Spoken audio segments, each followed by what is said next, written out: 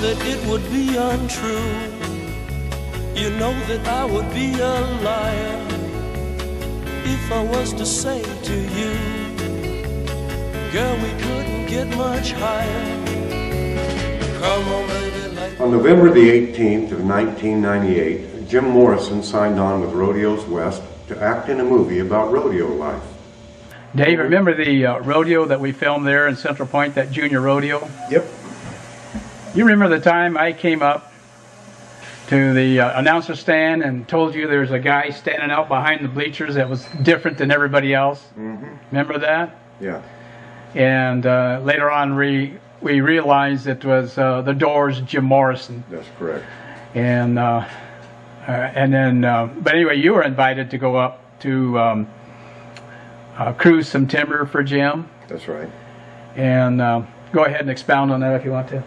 Well, how that was, my friend, who's a professional timber faller, had been going through the strangest thing, and people can't explain some of these things, but for a year he had been listening to Jim Morrison, totally out of his character to do that, and about a year later he found out he was delivering hay to these people, and it was a little hard for people to believe. Well, then he came to me, and I'd been watching him for the last year talking about Jim Morrison, and when he said that this guy says he's Jim Morrison, I thought, well, I'll go to help you deliver this load of hay. This will be interesting.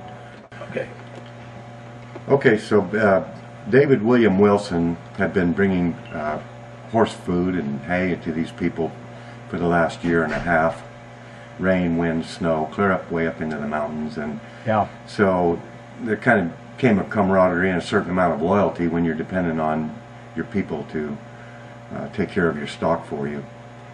So they trusted Billy quite a bit, and they had seen that he had been interested in Jim Morrison. Well, as I said, he'd been listening to this music for the last year. Mm-hmm. It's almost like, you know, heaven had something to do with it. Okay. So when he called me up, I was in partners with Gerald Pitts from Rodeos West. Gerald had organized that and built that company. So we talked to Gerald, and Gerald grabbed his camera. We were going to do some very difficult trees, and we talked about who Jim Morrison was, and Gerald got a recollection of that and had heard some of that music. And we went up there and began filming, and started taking out the difficult trees. Mr. Wilson and I worked together, wedging and figuring out how to do it without tearing everything up, and it all just ran like it should and went very well. It came out really good. It got paid really well. They were very appreciative, and Gerald filmed some of it, and from that point on I spent a year with Jim Morrison on his ranch, talking with him every day, working the horses. So much mystery shrouded around this death story, and I've been in arguments with the people that were there, and I watched it too. This is Jim Morrison of the Doors. There's no question in our minds about it. We have dozens of people that know him. No question about it. So I hope you people will enjoy a chance to see this man. Can't blame him for what he did. He claimed they were killing him, and Mr. Morrison went into hiding for several years. And when he decided to come back was for a purpose.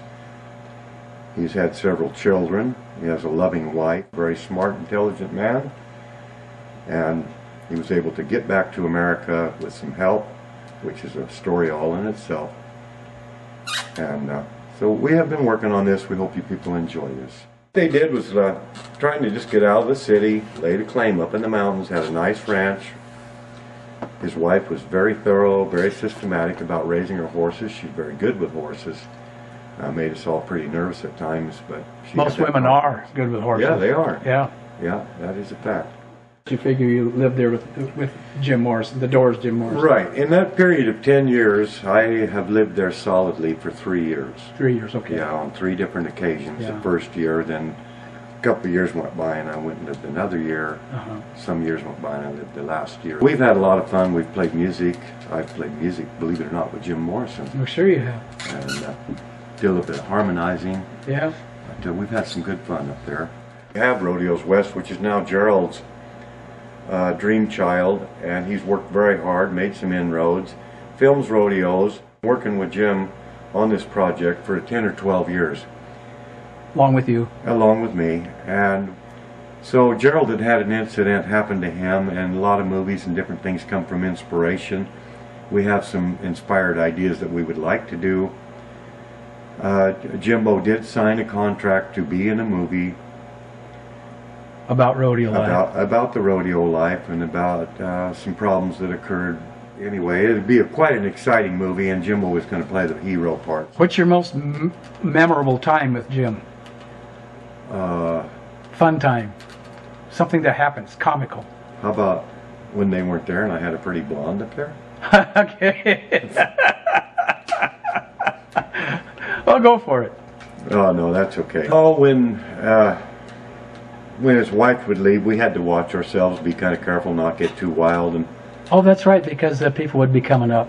yeah, people may come up, or, you know, there's rigs all around there, and we're all a bunch of outlaws. And oh, she left one day, and we decided to go to town, stop at the pizza parlor. Somebody has a pitcher of beer. We decide to go to the next bigger town.